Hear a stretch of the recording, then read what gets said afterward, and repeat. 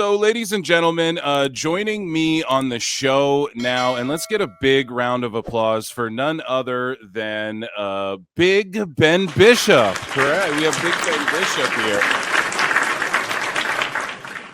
And boy, I got to tell you, as a Canadian, I am very, very excited to talk to a hockey legend. So before we get into all of the wrestling stuff, and I know you have a big match with Nick Nemeth coming up at ACW in Hagerstown, Maryland. But before we get into the pro wrestling aspect, Big Ben Bishop, what was it like on draft night back in 2005, just waiting for that phone call? Do you know who you're talking to? Yeah, well, let me frame it. Like being from Denver, Colorado. I've got to imagine you were hoping it was all a call from the Avalanche. How did it feel to be jumbled around between the Blues and the Senators before really finding your home in Tampa with the Lightning? The Blues or the Senators, the Lightning. Are those just words? I'm not sure. But I'm so sorry. Weren't you drafted in 2005? Didn't you debut in 2005? No. In 2005. Who do you think? Do you think I'm the hockey player? Yeah, I mean that's what the dirt sheets say. You aren't legendary hockey. Wait, well, hold on. You aren't legendary all-star hockey goalie Big Ben Bishop, Vezina Trophy winner. Oh my God, Martin St. Louis.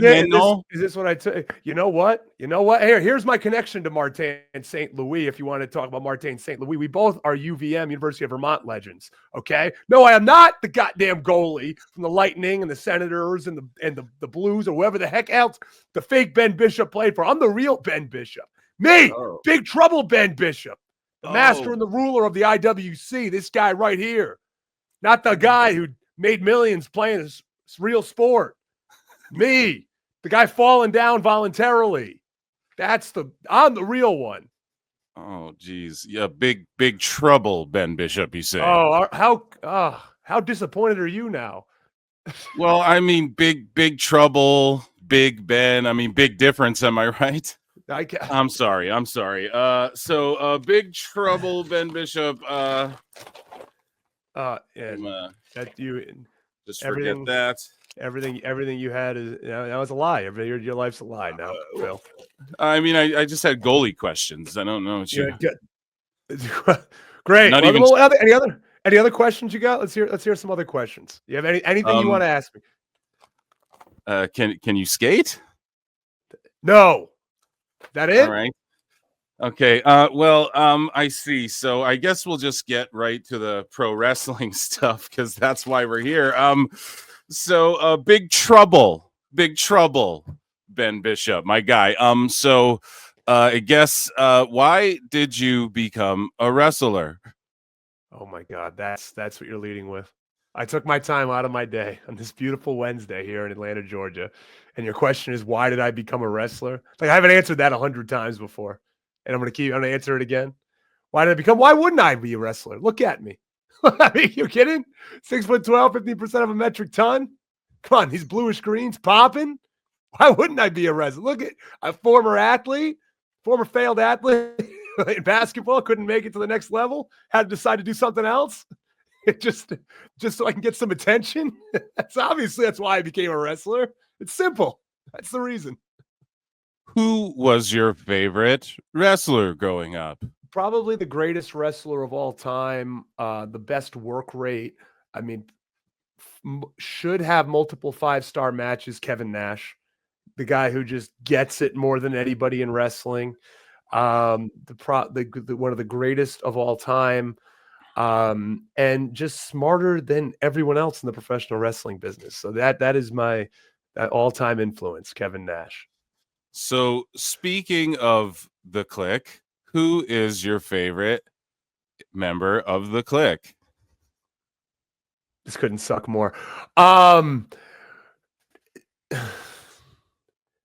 Never mind. We can go to the next question. Tell me about your first match. And was the hot dog as good as the handshake? I didn't get either. Also, another bad joke. I see where this is going. No, so first match was against Robbie Illuminati and Ruckus of CZW fame. Many people know Ruckus and Robbie on the independent circuit. And my first match was against them in a tag match. I was very fortunate to be there in front of 750 people. I was really feeling myself that night. Really thought that like, oh, this is normal. And then, a few weeks later, I learned that 750 people on an indie show is not normal, and wrestled in front of 40. So I was humbled very quick, but it was a great first night. I loved it. But I learned quick what the indies were. What is Tony Khan like in real life? Yeah, he's a really nice guy. I swear. He's actually a very nice guy. A lot of people give him a lot of slack on the internet, and I get it. He's a very rich, very, very rich person. And they don't get a lot of grace when it comes to anything. So I guess that's the nature of the beast. But and just a really down to earth, nice guy. Guy loves wrestling. I'll tell you that. Really loves wrestling. Like that's not a gimmick by any means. Loves it. What was your favorite wrestling match growing up? And this is the biggest Mark interview I've ever been a part of. Favorite wrestling match growing up? Dude, the wrestling doesn't matter. It's all the talking and like the storylines and the characters. The wrestling cares about the wrestling, dude. The wrestling sucks. The wrestling sucks. That's gonna get some people mad. Oh yeah. Do you want to be in WWE one day? Of course, every single wrestler does. Anybody that says they don't is a liar. Everybody would like to. Maybe people will say like I'd like to, but I know it's not going to happen. But every wrestler would like to. Why would you get into wrestling if it wasn't you wanted to be signed to a major contract? So yeah, I'd love to. If it doesn't happen, that's okay. Everyone's wrong, but I'm hoping it happens. And last one, what do you think of the Vince McMahon? No, I'm just joking with you. God, no, yeah. I'm glad we can have a laugh. Ladies and gentlemen, let's give a round of applause to Big Trouble Ben Bishop there for answering those incredibly Marcus questions. Thank you so much. Jokings aside, Big Trouble, who you all can follow at Big Trouble BB, by the way, on X. I'm a big fan of yourself and your work. I'm a big fan of what you do on social media as well. I think that it's incredibly important, especially now when there seems to be a culture where like the fans are at war with the wrestlers now seems to be a common thing. And for you to be able to take the piss, it's really sort of refreshing right now. You know what I mean? For a fan. No, you know what? The way I look at it, I mean, I lived a whole life before I became a wrestler. I started at 29 years old. Mm-hmm. So, I played college basketball, played high level high school as well, and high level college at the Division I level.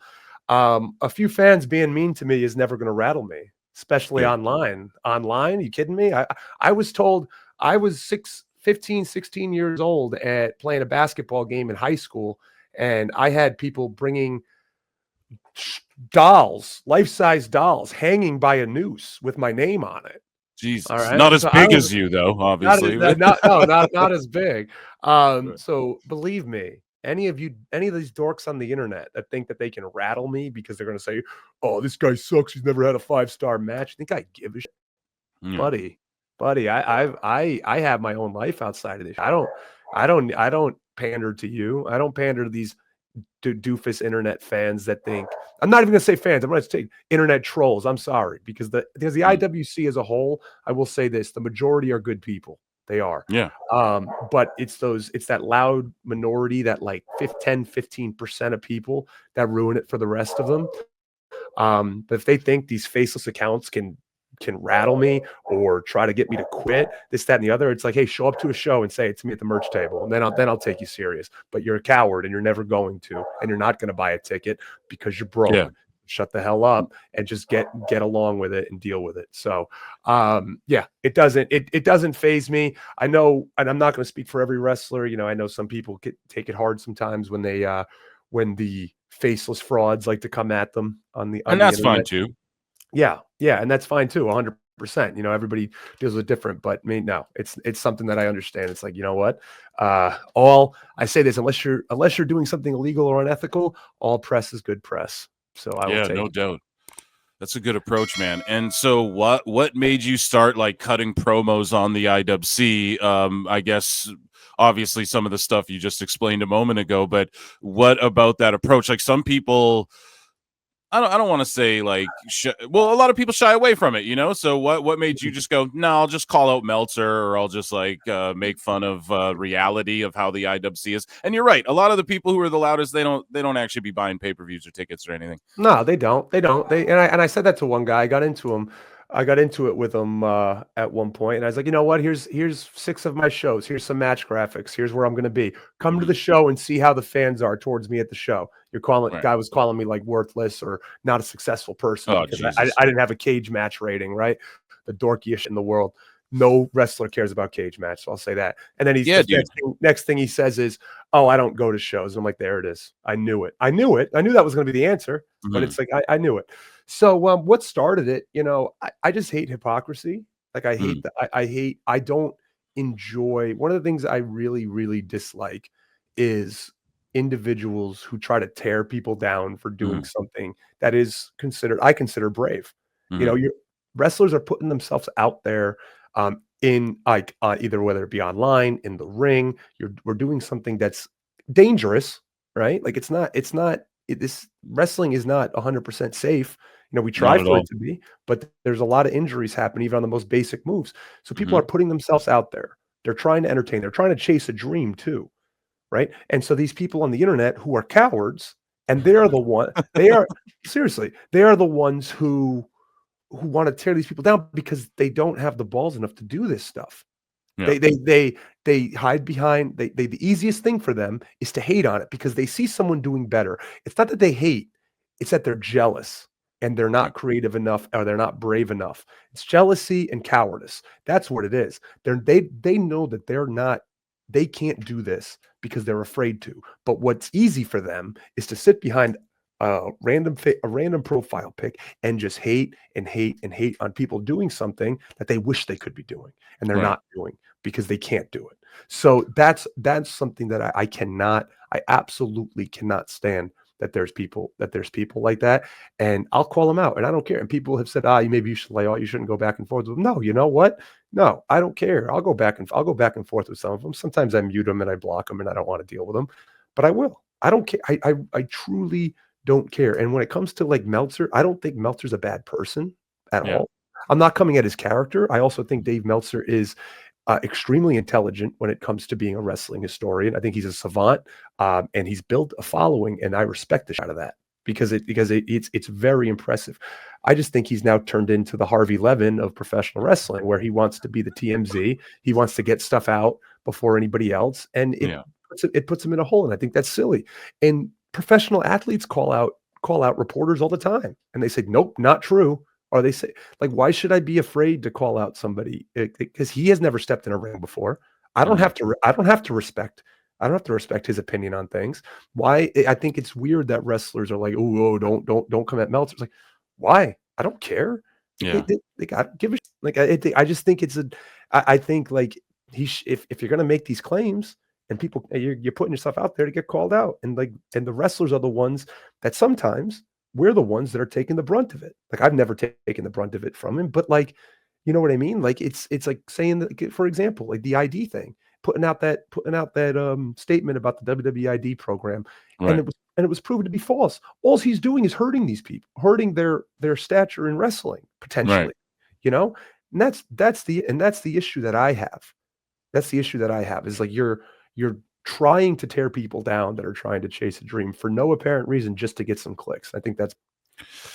Well, speaking about for some clicks here, you brought up Cagematch a moment ago, and we're going to go in on Meltzer a little bit. I like to play a little flute before I make fun of him. As a Mark fan myself, the reason I get upset with Meltzer is because he definitely influences people, and he will just make up blatant stuff and then like a bunch of people run and parrot it because they just take what he says at face value. And I believe that what he did pre-internet can't go understated, should never go understated. But now that there's the internet, there's a million people who can chronicle all the stuff like he does, you know? So That's just my opinion on it. But yeah, I agree with you about him just wanting to be like the first. That's the whole entire culture now of, I mean, the sheets and news has always sort of been that way. Who's first instead of who's right. But now with the internet and with Twitter, it's just so much more prevalent. So I agree with you on that. But on Cagematch, you brought it up. Your rating is an 8 overall on Cagematch. So I'm going to read you your 2 reviews here. You ready? My 2 reviews. Yeah, dude.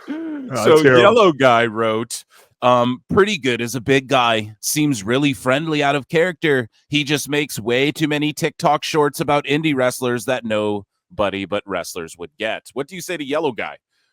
I mean, that's not true. I have a ton of comedians, musicians. A lot of people follow me that get it, or even people that don't understand wrestling. They're like, "You're just a funny person." I get it, but hey, I understand that. I will be the first to say, if you don't like my reels or you don't think it's funny, I don't care. I don't think every comedian's funny. Yeah. Like, it's okay if it's subjective. So I don't. What I get mad at people for is anybody that's just like, "Oh, you're a piece of shit. What are you just a TikToker, or what are you just this?" I'm like, no, like, I'm not. But like, I use it for my advantage. So if you don't like it, you don't think it's funny, that's fine. Like, I'm never going to get mad at somebody for that. But just to try to disparage me for doing it is a weird flex. Right. It's funny, bro. Okay.